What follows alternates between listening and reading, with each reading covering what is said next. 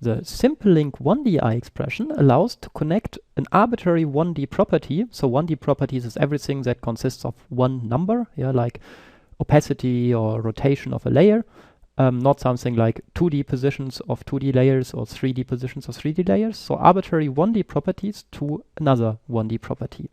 So in this case, I have here two layers. One is this mamo that is rotating here already with 2 keyframes.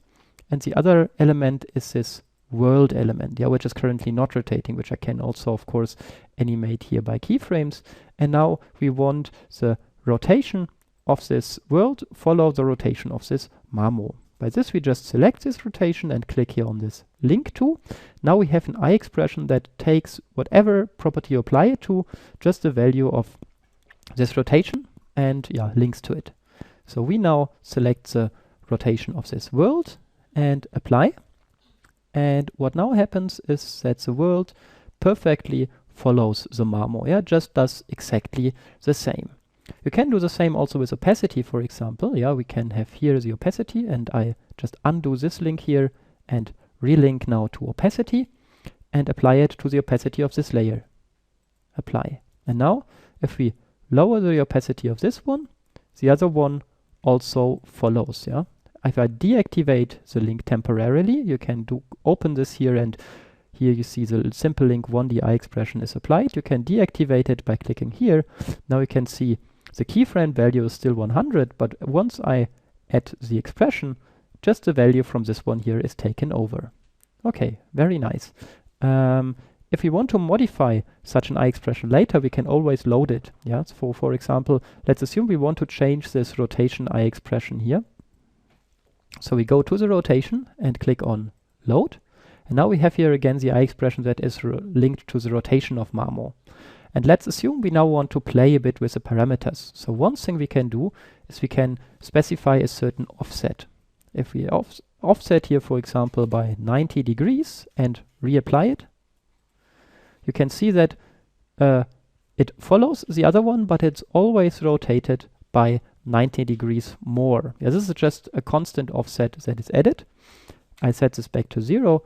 And what I now also want to do to play with these parameters is I apply it and now enable auto apply, which means whenever I change something here, I get a live update of this property. So it's directly any change is applied.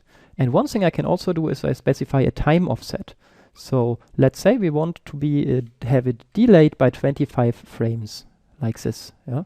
Now you can see the mamo starts rotating, but only 25 frames later, now, yeah, this is frame 25, from frame 25 on,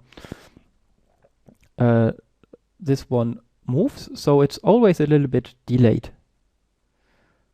And we can make this, of course, a little bit less by saying, for example, just 5 frames, and then it looks as follows. And whatever rotation you do with this layer, this one just follows with a little bit of delay. Here you can also link not just to the value, but to the speed. This makes not much sense in this case. But what I also can show you here is the scale. And what you can, for example, say is you scale it by 200%.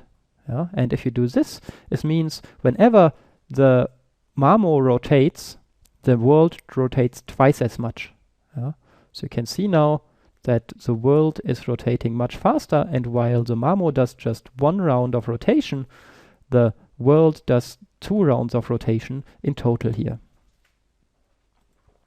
Yeah. Of course, you can also have something like just 50%.